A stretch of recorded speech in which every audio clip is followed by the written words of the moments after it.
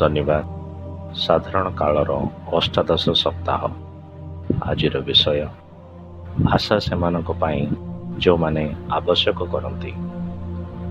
ଜଣେ ଲୋକ ତାହାଙ୍କ ନିକଟକୁ ଆସି ଆଣ୍ଠୋଇ ପଡ଼ି କହିଲା, ହେ ପ୍ରଭୁ, ମୋହର ପୁଅକୁ ଦୟା କରନ୍ତୁ, କାରଣ ସେ ମୂର୍ଚ୍ଛା ରୋଗରେ ବଡ଼ କଷ୍ଟ ପାଉଅଛି। ଯେଣୁ ସେ ଥରକୁ ଥର ନିଆଁରେ ଓ ଥରକୁ ଥର ପାଣିରେ ପଡ଼ୁଛି। ମୁଁ ଆପଣଙ୍କ ଶିଷ୍ୟଙ୍କ ନିକଟକୁ ତାହାକୁ ଆଣିଥିଲି, ମାତ୍ର ସେମାନେ ତାହାକୁ ସୁସ୍ଥ କରିପାରିଲେ ନାହିଁ। ତେଣୁ ବୋଧହୁଏ ଏହି ପ୍ରାର୍ଥନା ଅନେକ ପିତାମାତାଙ୍କ ପ୍ରାର୍ଥନା ସହିତ ସମାନ। ଅନେକ ଯୁବକ ଅସୁବିଧାରେ ଏବଂ ପାପରେ ପଡ଼ିବା ଅର୍ଥରେ ଅଗ୍ନିରେ କିମ୍ବା ପାଣିରେ ପଡ଼ିପାରନ୍ତି ଏବଂ ଅନେକ ପିତାମାତା ଆଣ୍ଠୁମାଡ଼ି ଈଶ୍ୱରଙ୍କୁ ସାହାଯ୍ୟ ମାଗନ୍ତି। ଏହା ଏକ ଭଲ ପ୍ରାର୍ଥନା ଏବଂ ଏହା ଏକ ସଚ୍ଚୋଟ ପ୍ରାର୍ଥନା। ସେହି ବ୍ୟକ୍ତି ସ୍ୱୀକାର କରନ୍ତି ଯେ ତାଙ୍କ ପୁଅ କିଛି ପ୍ରକାରର ମାନସିକ ଏବଂ ଆଧ୍ୟାତ୍ମିକ ରୋଗରେ ପୀଡ଼ିତ। ବାସ୍ତବରେ ଏହି ଅଂଶଟି ପ୍ରକାଶ କରିବାକୁ ଯାଉଛି ଯେ ଯୀଶୁ ସେହି ପୁତ୍ରରୁ ଏକ ଭୂତ ବାହାର କରିଦେଲେ। ଏହି ଭୂତ ମଧ୍ୟ ଆଧ୍ୟାତ୍ମିକ ଅତ୍ୟାଚାରର ଗମ୍ଭୀର ମାନସିକ ସମସ୍ୟା ସୃଷ୍ଟି କରିଥିଲା। ଏହି ଅଂଶ ବିଷୟରେ ପ୍ରଥମ ଭଲ ଖବର ହେଉଛି, ପିତା ନିଜ ପୁଅକୁ ଛାଡ଼ିଲେ ନାହିଁ। ବୋଧହୁଏ ପିତାଙ୍କ ପାଇଁ କ୍ରୋଧ, ଆଘାତ କିମ୍ବା ନିରାଶାରୁ ପୁଅକୁ ଅସ୍ୱୀକାର କରିବା ସହଜ ହୋଇଥାନ୍ତା। ତାଙ୍କ ପୁଅକୁ ଏପରି ଭଲ ବ୍ୟବହାର କରିବା ତାଙ୍କ ପାଇଁ ସହଜ ହୋଇନଥାନ୍ତା, କିନ୍ତୁ ତାହା ନୁହେଁ।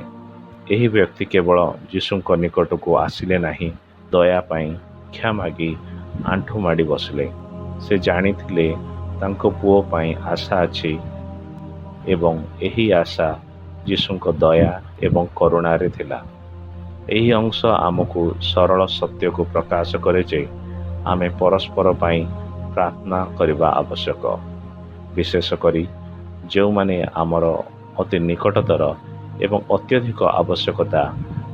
ଆମେ ପ୍ରାର୍ଥନା କରିବା ଜରୁରୀ। କେହି ଆଶାର ବାହାରେ ନୁହନ୍ତି। ପ୍ରାର୍ଥନା ଏବଂ ବିଶ୍ୱାସ ଦ୍ୱାରା ସବୁକିଛି ସମ୍ଭବ। ଆଜି ଚିନ୍ତା କର, ତୁମ ଜୀବନରେ କେହି ଅଛନ୍ତି କି ନାହିଁ ତୁମେ ତ୍ୟାଗ କରିବାକୁ ଆରମ୍ଭ କରିଛ।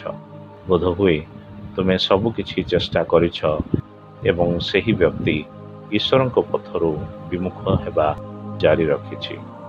ସେହି କ୍ଷେତ୍ରରେ ତୁମେ ନିଶ୍ଚିନ୍ତ ହୋଇପାରିବ ଯେ ସେହି ବ୍ୟକ୍ତିଙ୍କ ପାଇଁ ପ୍ରାର୍ଥନା କରିବା ତୁମର ଆହ୍ୱାନ ଅଟେ।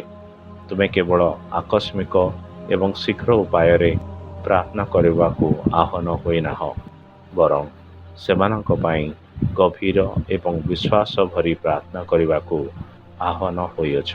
ଜାଣ ଯେ ଯୀଶୁ ସମସ୍ତ ଜିନିଷର ଉତ୍ତର ଦିଅନ୍ତି ଏବଂ ସେ ସବୁକିଛି କରିପାରିବେ। ଆଜି, କାଲି ଏବଂ ପ୍ରତ୍ୟେକ ଦିନ ସେହି ବ୍ୟକ୍ତିଙ୍କୁ ଈଶ୍ୱରଙ୍କ ଦୟାରେ ସମର୍ପଣ କର। ପରିତ୍ୟାଗ କର ନାହିଁ, କିନ୍ତୁ ଭରସା ରଖ ଯେ ଯୀଶୁ ଆରୋଗ୍ୟ ଏବଂ ଜୀବନର ପରିବର୍ତ୍ତନ ଆଣିପାରିବେ। ଆଜିର ପ୍ରାର୍ଥନା। ହେ ପ୍ରଭୁ, ଦୟାକରି ମୋତେ, ମୋର ପରିବାର ଏବଂ ସମସ୍ତ ଆବଶ୍ୟକତା ଉପରେ ଦୟା କର। ମୁଁ ବିଶେଷ ଭାବରେ ଆଜି କରୋନା ଭାଇରସରେ ଆକ୍ରାନ୍ତ ବ୍ୟକ୍ତିଙ୍କ ପାଇଁ ପ୍ରାର୍ଥନା କରେ। ଆରୋଗ୍ୟ, ପବିତ୍ରତା ଏବଂ ଜୀବନର ପରିବର୍ତ୍ତନ ଆଣ। ଯୀଶୁ, ମୁଁ ତୁମ ଉପରେ ଭରସା କରେ। ଆମେନ୍।